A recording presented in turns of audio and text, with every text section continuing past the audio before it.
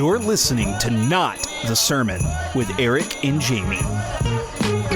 Oh, I hear a little jingle jangle. Little jingle jingle.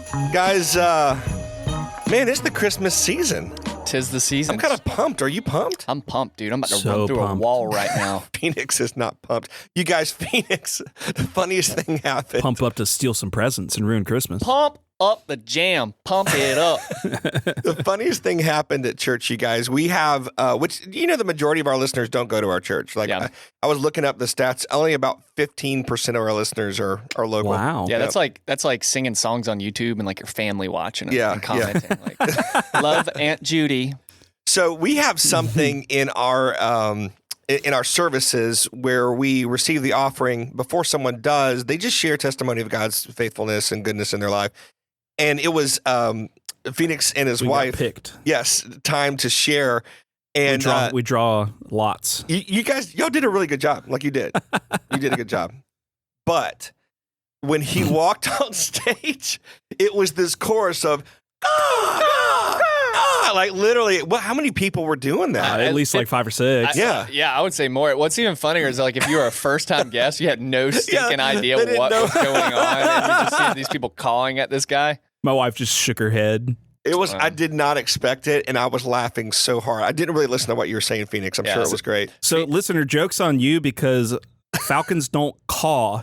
They're not ravens. Well, I was about to say that the noise we do is more like a crow or a raven. Yeah, like the Not a falcons phoenix. don't caw Not a falcon. You built like a raven. like a raven. Hey, speaking of Christmas presents, we received Oh yeah. here at Not the Sermon one of the best presents we've ever received from anyone. We are always asking for, as you know, we're always asking for listener feedback. We always want roast poems, roast songs. Roast Someone has sent us the ultimate roast song. Yeah. We were blown away. Yeah, you guys, I'm sorry, listeners, you're not going to be able to outdo this. Yeah, it's really epic, and I love it. It's a hard rock, kind of heavy metal type song. So go ahead. It's a long song. It's a full song. Okay. Yeah. So Here we go.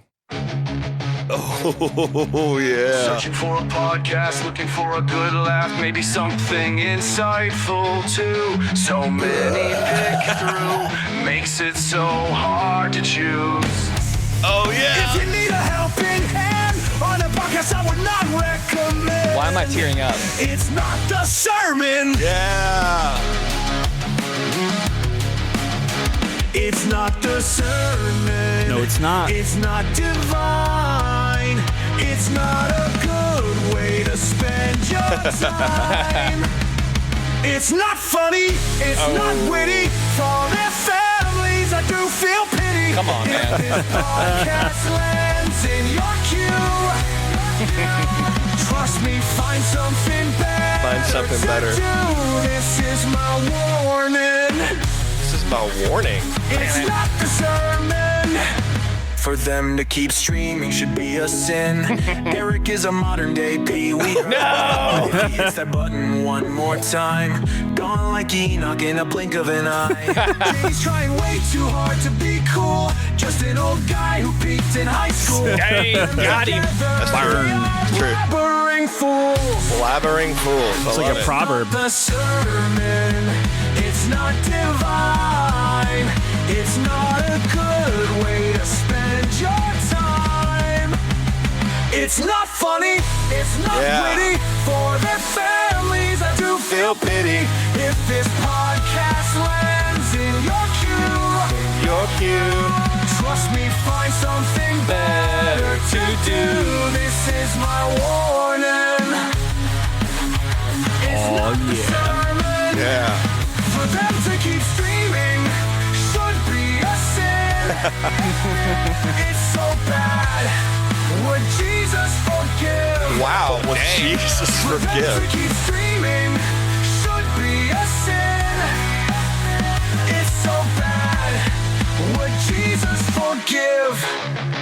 Oh yeah. It's not the sermon. Bringing it down It's low. not Oh, okay. divine. Dynamics. It's not a good way to spend your time. It's not funny. It's not Boom. witty. For their families, I do Yeah. feel pity. If this podcast lands in your queue,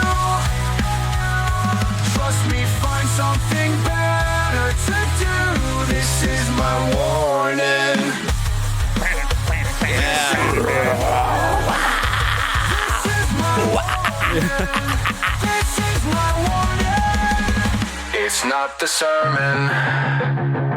Dude, that is so awesome. Dude, that was insane. Amazing. When that landed in our inbox, Yeah. I called you and was like, stop everything What you're doing. Yeah, you did. Go and You listen did. to this song and call me back. It was nuts, Yeah, dude. so good. So I've been good. singing it. Like it's Yeah. really It's catchy too. Yeah. Well, and we were slightly disappointed Yeah.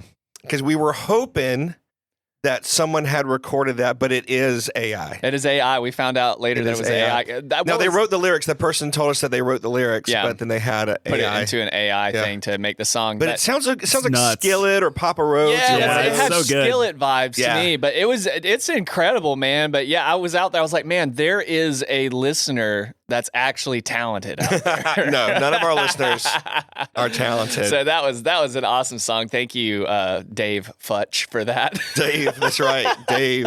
I think he's maybe using a moniker. Yeah, that was funny. So, but that was cool. That wasn't the only roast that we got though. Okay. We actually have a listener that's a little upset with us, Jamie. Oh, okay. And so I figured, Podcast roasting Yeah. an open fire. so I figured what we would do is kind of sit around and talk about this. So I got an email in our inbox from a listener in Australia. Oh, good day. So I'm not just making stuff up, but this listener says, "Thank you."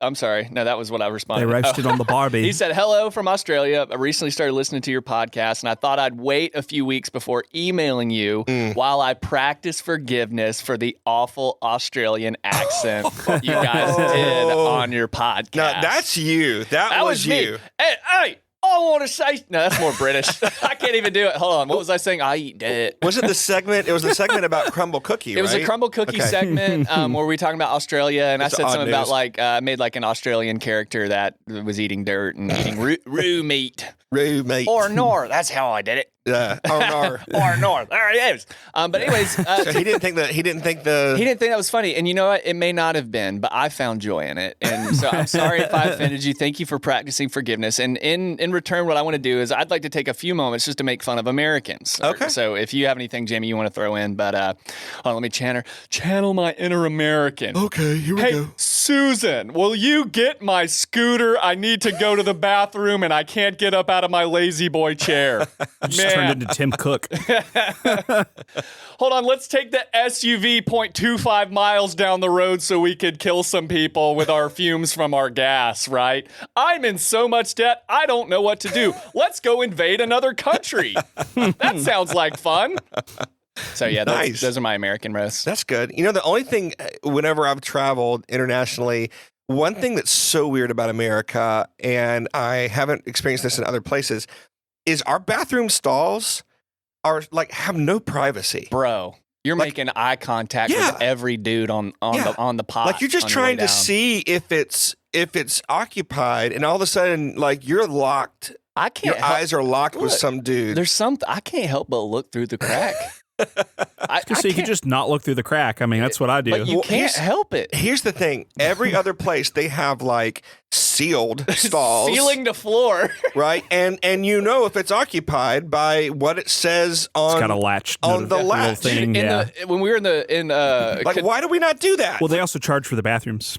Well, in Most Europe, places. no, not when we anymore. were in the Middle East in Doha during that layover, Yeah. dude, those bathrooms, and it's a Muslim country, so they value Yeah. privacy and modesty. Yeah. Those bathrooms were floor to ceiling, Yeah. like you couldn't see anything. You had a private experience in the restroom. Same in Istanbul. I think we should invade. A private experience. Bring their bathrooms here. Yeah, forget about oil. We need bathroom Dude, stalls. We're gonna build a I bathroom. installed a bidet because of my experience overseas. That's amazing. And it's been It'll change your life. incredible. It's Yeah. been incredible. Yeah. So thank you, countries that do that. Yeah, thank you so much.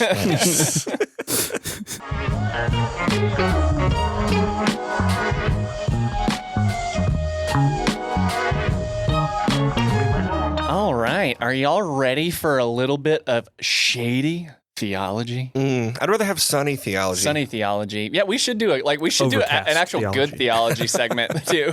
For any of you that don't know what this is, it's I would say it's our flagship segment here at Not the Sermon. And so basically what we do is we take theological concepts that sound good, but maybe are just a little bit shady, right? They have some truth in them, but they also might have some stuff that's not so good. And we like to talk about it, find a little balance. Yeah. Everything, as Jamie would say on Sundays, is a two-sided coin. It's a two-sided coin. I do use that. There's a messy middle. I do use that as well. Make you want to slap your mama. You said that the other day. No, you didn't. Don't say that. And so let's go ahead and do our little intro. Okay. Me.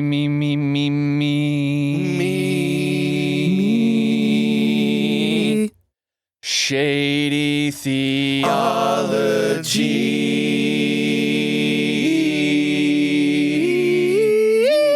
Someone was off. Someone's a little bit off. It's okay though.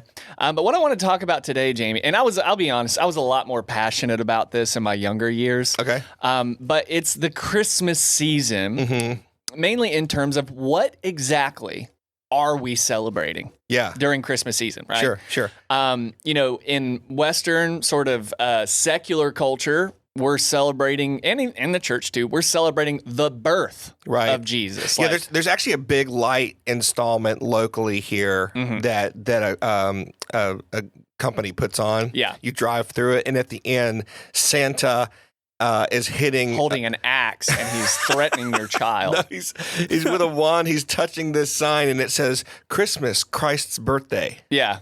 It's Yeah. like they didn't have enough money to actually make a full sentence. Well, no, I appreciate the lights are awesome. I love them. Yeah. It's like a part of right. the beauty of living where we live. But Christmas, Christ's birthday. Is it his birthday? Because historians Was he would born? say technically that it was. Right. No, it You know, wasn't. and there's obviously the exact date of the birth. It's almost impossible to tell the exact date.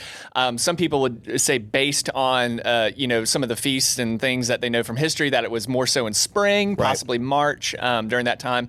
And we can kind of look at like ancient artifacts and historical records and see like when did they do a census? Yes. When did Rome do a census? When would it be a good time to travel? Like when they traveled and stuff. So yeah, probably spring. We have a general idea, but no one knows the exact. No one knows date. the exact date, but we have in church history before us has elected that December 25th is going to be the day that we celebrate his birthday. But it hasn't always been the case. That's it hasn't necessarily been that this was Christ's birthday. Right. Instead, what they would do during this season is they would celebrate the incarnation of God. Carnation, like the breakfast drink. Yeah, the incarnation instant okay. breakfast. So that's what I thought. Yep.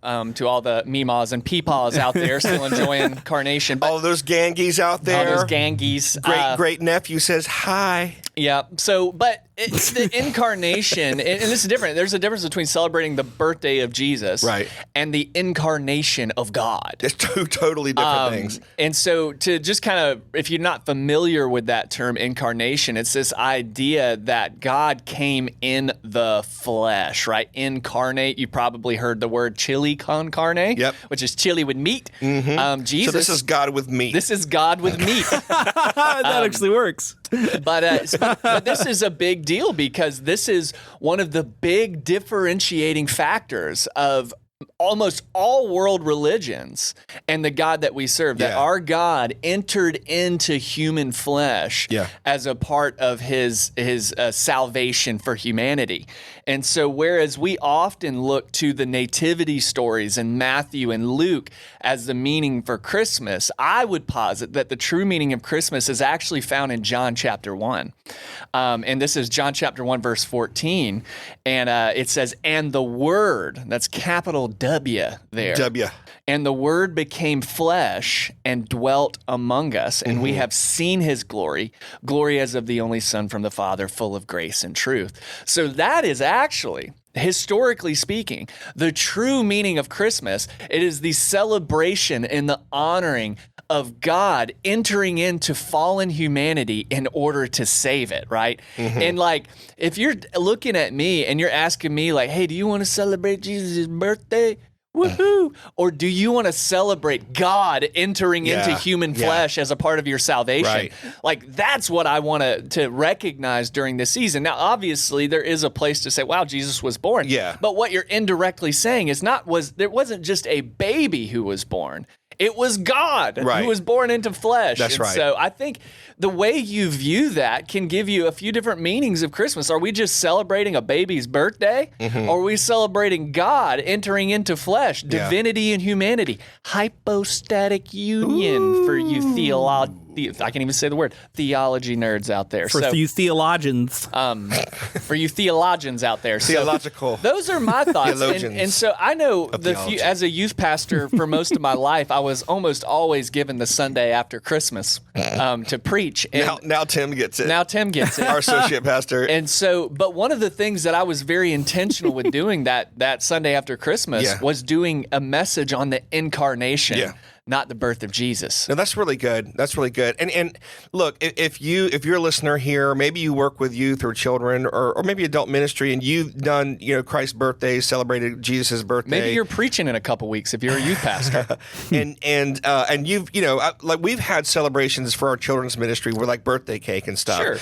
So it's not wrong to celebrate Jesus' birthday. It's just a more shallow and partial understanding of what we're celebrating. Would you agree with that statement, No, Eric? absolutely. You're missing out on 90% of what this season's about. Yeah. I love, so the message, if you guys aren't familiar, is Eugene Peterson. He translated the Bible for people who were struggling with understanding it. And so he uses a lot of, colloquialisms, and I've heard it said that the message is the Bible in American. Not just English. And so he says this, John 1:14 that you already read. It says, the word became flesh and blood and moved into the neighborhood. Yeah. And I like that. The idea that God came among us. And I mean, the name Emmanuel, the angel said, he shall be called Emmanuel. It means God with us. And listener, names in this ancient Jewish culture were not just a way to differentiate between people, but it was it told of the identity and the purpose of someone.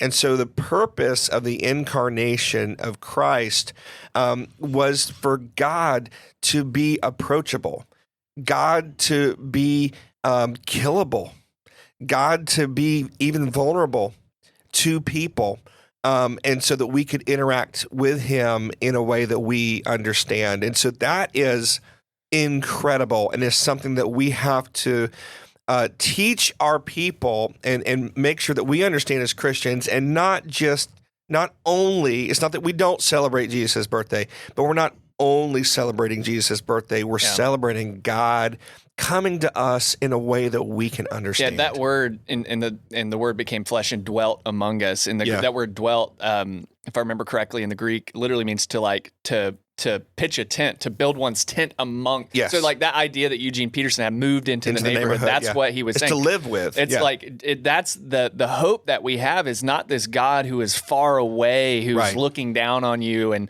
moving chess pieces. He's the God who suffers with you. That's right. The God who hurts with you. He's knowable. I was talking to someone the other day who was, really going through some health things, and I was asking, where do you think some health things? Health issues. Health issues. Like, was he dealing with brimstone? Yes. Okay. It had brimstone stuck in their teeth. It was tragic. But I asked, where do you think God's at? And they're like, well, in heaven. I'm like, no, God is in this chair with you. He feels this. God doesn't just sympathize, like, oh, poor baby. God feels this pain with you. And that's a part of this idea of incarnation, that God knows what it's like to come in and deal with the pains of this world. And that happens through Emmanuel, through the incarnation. So good. So good. So listener, hey, look, celebrate Jesus' birthday. That's cool. But also remember, it's more than just the birth of a baby. It's the incarnation of God Almighty. And that's incredible. It's good.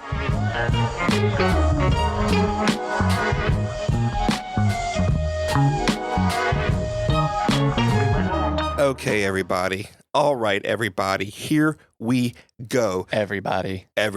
One of my favorite things about Christmas, Eric, everybody, is the music. Do you like Christmas music? No. Really? I mean, I'm not partial to it. It's kind of annoying. It's like there's nothing new under the sun. Okay. It's just like the same stuff. I love Okay. theological Christmas music. Yeah. Well, this segment is called Weird Worship or Weird Worship. Weird worship. And this is when we kind of talk about some of the lyrics in the songs that we sing, how they're odd and different, and are they correct? We kind of talk about that. And if I had $1 for every time our church tagged on, "Oh, come let us adore him" this season, the I easiest. would be rich. First of all, it's the only genuinely worshipful Christmas carol, I think, without like weird, lyrics about cows and stuff. And then second of all, everyone knows it, and you can turn it into worship. Let's very go ahead easily. and tag it on, everybody. Sing with us. Oh, come let. And then there's some like old lady in the back with her hands shaking in the air. So I thought it'd be fun to look at some Christmas lyrics, and I love Christmas music. I mean, for me, it like for us the day after Thanksgiving, although not this year, but the day after Thanksgiving, we decorate for Christmas, and I put on this curated Sexy robe. this this curated like rock and roll Christmas playlist that I've been working on for a long time, and it's so much fun. Do yourself a favorite. Do yourself a favor, Idiot. This is my favorite. Do yourself a favor, listener. Go to YouTube. It's not on Spotify or anything, and listen to Sixpence None the Richer do "You're a Mean One, Mr. Grinch." Okay. It is amazing. So anyway, I wanted to just kind of bring up some Christmas lyrics here and talk about them. So this is not a sacred song. This is a secular song, the Christmas song. You guys know this. Can't play that in the church. Chestnuts roasting, On an open fire, Over an open grave. Jack Frost. nipping at Licking your on your toes. Yeah, that's weird. Nipping at your nose. Okay, but here's Is it nose or toes? nose. Oh. Yeah. What's a little less Why weird? would it be nipping on your toes? I don't know. I've always wondered. Okay. Now I know better. Maybe he's a weirdo. So, well, speaking of weirdo, this line makes me laugh every single time. It says, "Tiny tots with their eyes all aglow will find it hard to sleep tonight." They're tweakers. They're possessed. I mean, if that is not drugs. Hey, you got any of that gingerbread? But tiny tots with their eyes all aglow. I mean, just imagine that. It looks like something like- out of a horror movie. Are they hypnotized? And they can't sleep. They're just with their glowing eyes. This is the Chucky dolls. This is A present. Children of the Corn. Yeah, This is where it Children of the came- Corn, yeah. Did you guys know you can get high off nutmeg? No, but Never thank you tried it. so much for sharing that. I'll That's try. I'll put that in my pipe and smoke it later. not only You can also overdose on it. It's toxic. Okay, not only interesting but useful. So that's my first one. Is tiny tots with their all. Yeah, eyes that's all odd. Yeah, especially in that context. I just imagine like a room full of kids like zoning out, like chanting something. But it's to us it's perfectly normal because we grew up singing the song. All right, here are a couple. I would like to call these unrealistic baby Jesus carols. Ah, yes, Okay. yes, my Silent favorite Night. genre. So first we'll do Away in the Manger, and it says the cattle are lowing. Is that? Yeah, Yeah. And they do that all the night. Well, but is it? But that's like a loud. No, it's pretty loud. But it's I can hear low. my neighbor's cows. But it's low. and the So Lord it's like, said, it's like, "Lo, I'll be moo. with you." Moo. Moo. Moo. Can I go a little The cattle are lowing. moo? They're not high-ing, that's for sure. No, that was the tiny tots in the Yeah. previous song. The cattle are lowing. The baby awakes. What happens when babies wake up, you guys? They cry. They cry. Yeah. But little Lord Jesus, no crying he makes. Wasn't he just a perfect baby then? Gosh. So this is so weird Come because, on, Mary. What'd you do to deserve that? like, why in the world would we think it's a good thing that baby Jesus wakes up from literally a cow making noise right next to Yeah. him? And baby Jesus wakes up and he's like, no big deal, Mara. So I have perfected the nighttime baby cry. I'm going to back away from the mic, but you guys, parents are going to cringe. Here we go.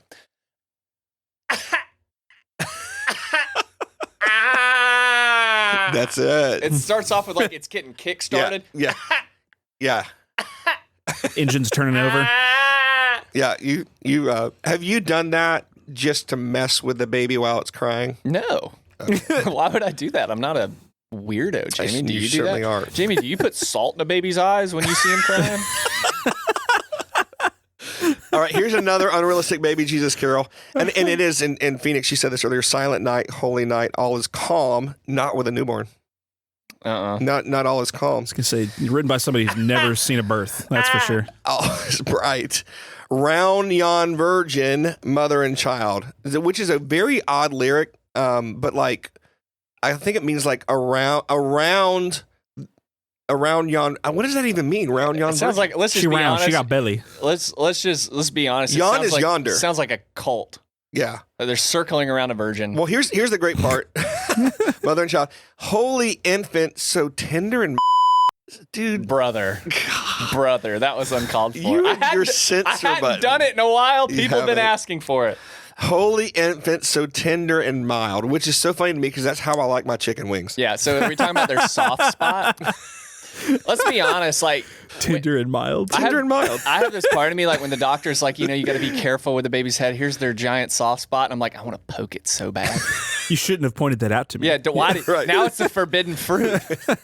I won't be able to stop myself. It's like, hey, just you don't if you want to touch the baby's brain. I want to now because you told me not to. It's like, I want to make sure it can never do math when it grows up. This must have been what happened to Eric.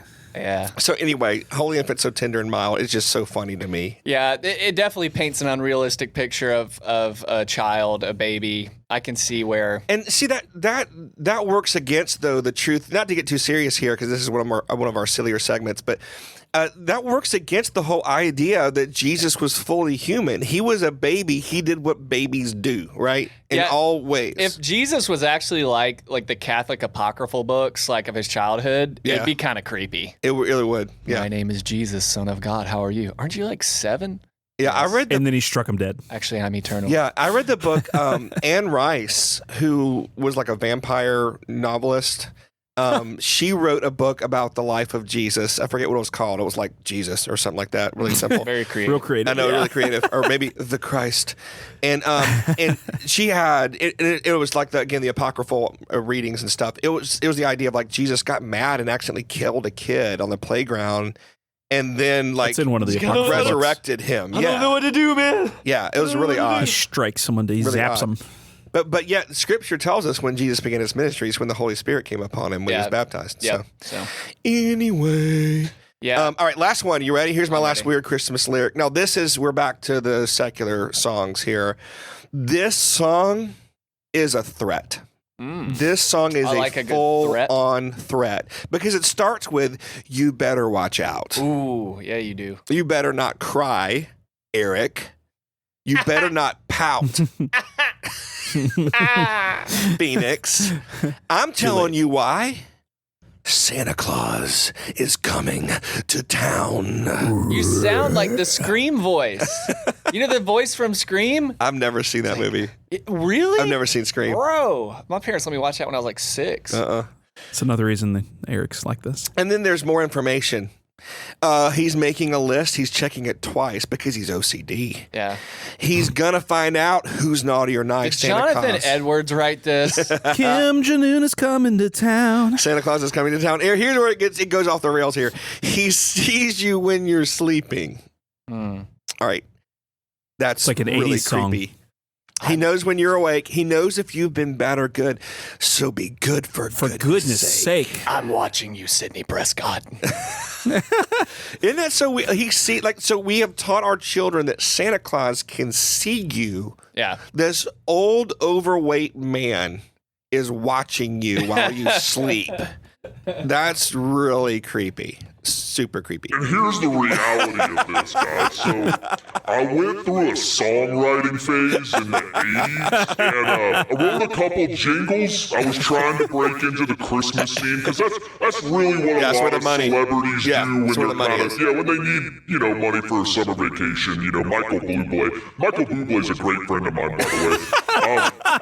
So I write this song, and I send it off to my producer, and not thinking anything about it, and then I hear it on the radio. Yeah, it's a classic. And so I'm glad I can bring fear and threats during the holiday season. Thank you, Satan, so much for letting us know you wrote that. It makes perfect sense now. Jamie, did it happen again? It happened. Guys, you better watch out.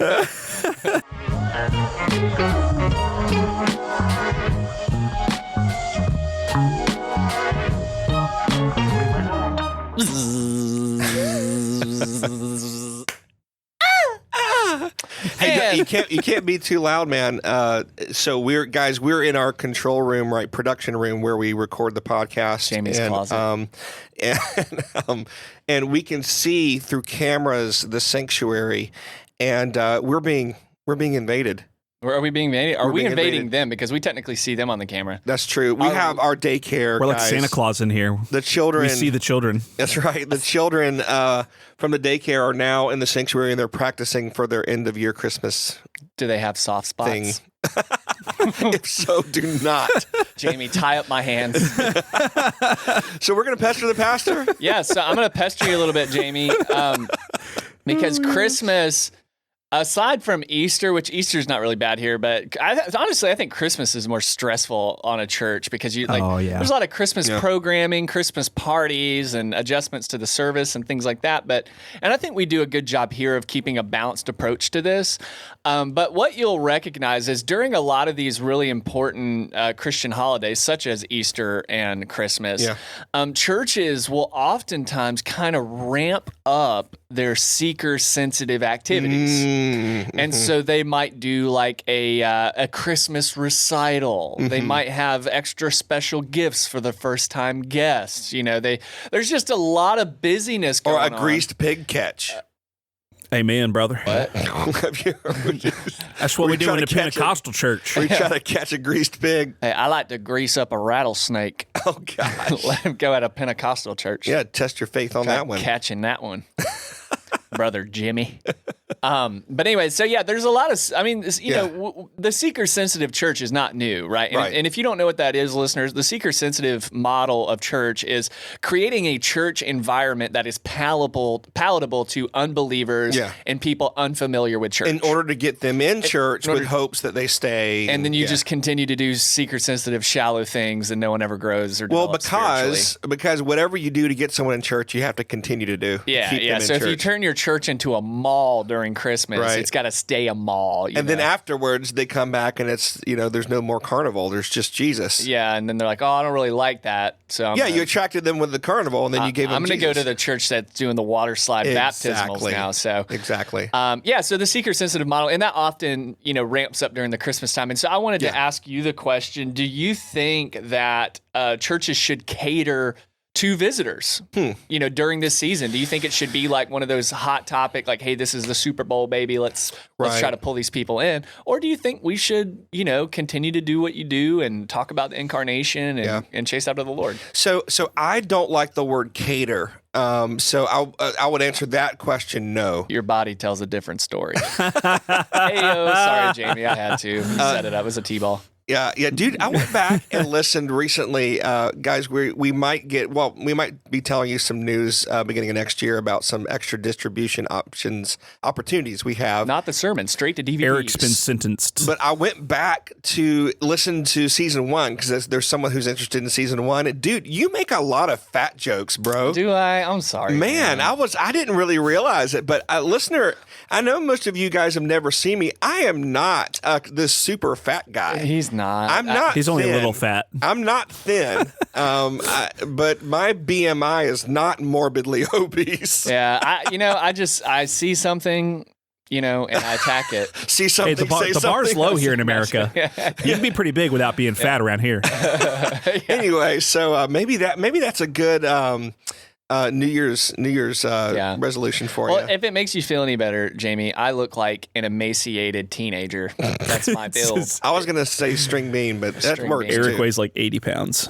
I'm 149. That's good. Those are similar. And a half. So anyway, so yeah, I don't like the idea of catering to visitors. It's true, and every pastor knows that Christmas and Easter is when you get the most visitors. It's because not only because families in town, but people in America at least, or at least in areas that are still not post-Christian, like the South where we are, people kind of have this idea, well, we're going to go to church for Christmas, or we're going to go to church for Easter. CEOs, yeah, Christmas and Easter only. And so I think it's wise to be aware of visitors. And I think it would be unwise to not do anything to recognize that you have visitors and to encourage them to make this a regular part of their faith, right? But to cater to visitors, especially if it's at the expense of your regular people, I don't like that at all. Yeah, that's a tough one because you're right. You want to create an environment that's loving and caring and people want to be a part of it. At the same time, you have to, you can't shy away from your core values. Yeah. And as a church, in order to bring these people in, because what you get is you get people in, Right. because how do you get into a pool? You start in the shallow end. Right. Well, if the whole pool is shallow, there's no development, there's no fun. And so, what you see is a lot of churches, like the whole church is shallow. And so I think we do a good job of having accessible points. We're not Right. throwing people in the deep end. One of my ministry philosophies for youth ministry was we're going to have the most fun possible. Yeah. And we're going to go after the Lord as hard as we can.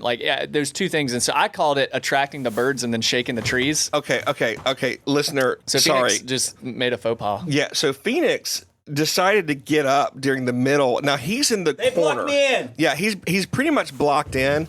Oh, dude, please don't break everything. Can't get past you. He's literally I can't jumping. get past Jamie. He's too big. Why can't you, I was going to say, why can't you get past him? No, I was kidding. He literally hopped over the table. I mean, we're talking millimeters. That he barely. Oh, he didn't scraped make his it. shins. He scraped his shins. I'm like a those, falcon. How those shins feel right What now. was that? I glowed. What was that across the comic? room. That children's book character that was a piece of paper that would travel all over the world. Do y'all remember I that? think that was maybe one time when you were high. No, that was me. No, that's the listeners. Know His what I'm eyes were talking about. glowing. That's You what couldn't I'm Eyes saying. sleep. aglow. If Phoenix would have walked past me, I would have blown away. Back when you were a tiny tot. I forgot what I was saying. Well, we were talking about Christmas and Easter yeah, only. So my So much for philosophy me not was, interrupting. attract the bird, shake the tree, and so we would have fun events for youth ministry because you have to bring them on, But then we would go after the Lord the next Wednesday Yeah. and do altar calls and baptism of the Holy Spirit and stuff like that, Yeah. and because I genuinely want you here because you want to be here, and it's okay if you're uncomfortable here. Yeah. But I don't think you should. The seeker sensitive model has proven to be a failure. I mean, that's Yeah. what we're seeing. So there has, listener, if you don't know, in the church world, there's been this dichotomy between what's called attractional and missional when it comes to churches. So attractional sounds like exactly what you would think, where the goal of your church is to attract new people. And then there's missional, where the goal of your church is to put people on mission and to do things in the kingdom and for the kingdom. And so, which I don't think either one of those alone are okay. No, Why not yeah, both? because the thing about the missional communities is there's they're centered around mission. Right. They're not centered around Jesus Or discipleship. Yeah. And so what you end up doing is you attract, in my experience, Yeah. and no offense to anybody, you attract a lot of people who are unable to commit to a church body. They see some excitement Yeah. in this missional thing, Yeah. and then they get burnt out and they go on to the next Right. thing. And then the attractional model is, when the pastor rides in on his Harley to start the motorcycle, Yeah. to start the sermon. some are at the movies. I know a Exactly. church where I was at that might have done that. Yeah. They might yeah. have ridden a motorcycle on stage. Yeah, and so that's the kind of thing where it's like, what big thing are we going to do? Like, it's the whole idea is to attract new people. That's so hard to keep up, man. It I'd is drive so much myself pressure. crazy. Yep. So much pressure. And there are times, like, there's nothing wrong with being creative, being engaging. There's nothing wrong with that at all. But when it becomes your mission, then you lose the point. When you're simply trying to attract attention and people to fill up the seats, then yet you lose the gospel. Yeah. I mean, Jesus did have a large following, but every once in a while, he would say something crazy like, eat my flesh and drink my blood. Yeah, he was like, hey, you're only here because I'm feeding you. Right. And so Jesus did do things did. that attracted people, but he also would shake the tree and He say, would. while you're eating the bread I've given you, why don't you eat my flesh and drink my blood? And Yeah. freak people out. And Well- the disciples were like, we kind of already committed to this. Peter's like, where are we going to go? We already Yeah. left everything We're for stuck you. now. So that's a great question, Eric. And I think the balance is being aware of visitors, maybe even doing something special for them, but not changing the DNA or culture of who you are, especially not for just one service or one season. Yeah. People will often push back against the attractional model too. Some of the early church purists. Yeah. And say things like, well, in the early church, you had to be a catechumen and you had to, apprentice someone for a year before they would baptize you and all, and you weren't being, I'm like, I think that was out of protection for the body. Right. Like what you don't understand is like the early church was heavily persecuted and they had infiltrators. And so it was important for, them to kind of weed through that. And I don't think the alternative, which a lot of people push, is sort of this like Benedictine cloistered, like, let's keep people out. Right. That's not the answer too. You've got to have steps in, but you also have to have a discipleship model that brings people closer to Jesus, that teaches people how to be like Jesus. Yeah. And by the way, whenever I hear the term catechumen, I think of like a half cat, half human person. Catechumen. And singing memories. I think about Mexican food. Cumin. That's one of my favorite spices. Yeah. So you have favorite spices? I do. I put cumin in almost everything. See, all spices are equal to me. I like nice spice. What were the Spice Girls' names? I don't even know. Posh spice. I like posh spice. Cumin spice.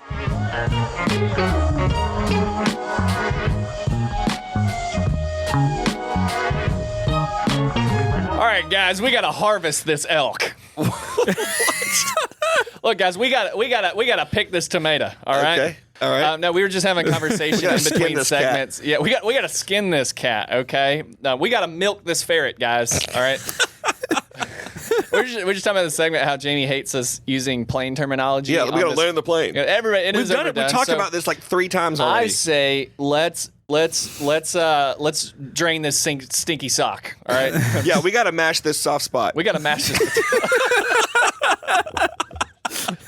Yes. Okay. Let's go ahead and pull the plug. That's a funny one. Pull the plug. Yeah, isn't that one that people use often, but it's literally a reference to killing someone? Right. All right, guys, we got to pull the plug on this project. I don't think it meant killing someone to begin with. That's how I've always seen it. Like I see someone, They're pulling the life says, support off. "Hey guys, we got to pull the plug on this program." I see this program as an old man. And his family's circling around him, and he's still mildly conscious, but they're just like, yeah, we don't want to visit him anymore. And so they pull the plug, and it's like, beep, beep, beep. How dark for Christmas? That's So, just as you wonderful. said, as you said, Merry Christmas, everyone. let's go ahead and put our thumbs in this soft spot and go ahead. All right, guys. Thanks for listening to Not the Sermon.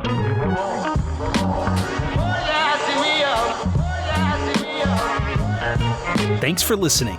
This podcast is a production of Victory Fellowship Church in Thomasville, Georgia. Eric and Jamie can be reached at emailing notthesermon@gmail.com.